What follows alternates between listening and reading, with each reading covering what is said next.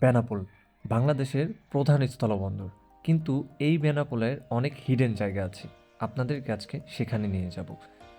আমরা এখন যাচ্ছি পুটখালি বাজারের একদম হিডেন একটা জায়গায়, যেখান থেকে রাতের বেলা অনেক ধরনের জিনিসপত্র এদেশ থেকে ওদেশে পাচার করা হয়।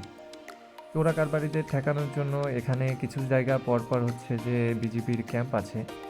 একটা হিডেন জায়গায় আসছি। এই জায়গাটার কথা অনেকেই জানে না, অনেকেই এই জায়গা চেনে না, কখনো হয়তো বা আসছে কিনা আমি বলতে পারবো না। এই জায়গাটা হচ্ছে এমন একটা জায়গা, আর এইটা হচ্ছে ইছামতি নদী। আপনারা অনেকেই হয়তো বা জানেন না যে যশোরের মধ্যে ইছামতি নদী আছে। অনেকে হয়তো বা কল্পনা বিশ্বাস করতে পারবে না। এখানে হচ্ছে বিএসএফরা হচ্ছে বসে, বিজিবিরা বসে, এখানে বসে টহল দেয়। যখন আওয়ামী লীগ সরকার ক্ষমতায় ছিল তখন বিএসএফ বিজিবি একসাথে বসে এখানে হচ্ছে টহল দিত, এবং এই জায়গায় বাংলাদেশিরা আসা নিষেধ ছিল। এখন আমি যে জায়গায় আছি সেটা হচ্ছে বাংলাদেশিদের জায়গা। আর এই যে নদীটা দেখতে পাচ্ছেন, এই নদীর উল্টো পাশে মানে ওই জায়গাগুলো দেখা যাচ্ছে, এগুলো হচ্ছে সব হচ্ছে ইন্ডিয়ার জায়গা।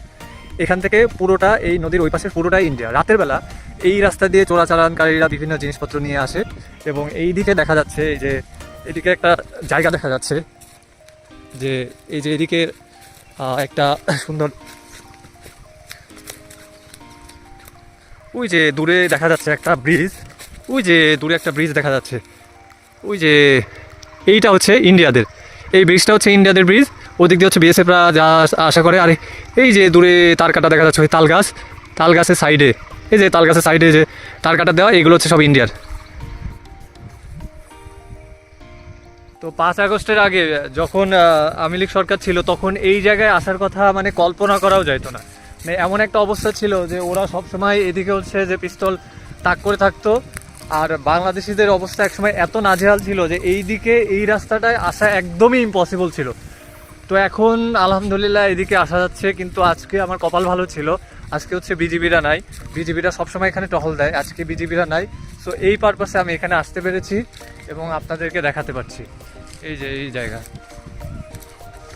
তো রাতের বেলা এই জায়গাগুলো অনেক বেশি খারাপ হয়ে যায়, রাতের বেলা এই জায়গায় আসা যায় না, কারণ ইন্ডিয়া থেকে প্রচুর 2 নম্বরই প্রোডাক্ট বাংলাদেশে এই রাস্তা দিয়ে ঢোকে, এইসব রাস্তা দিয়ে ঢোকে।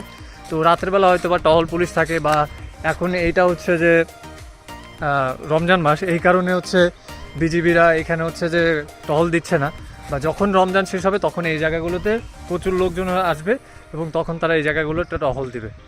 তো এই ছিল এই জায়গার ভিউ।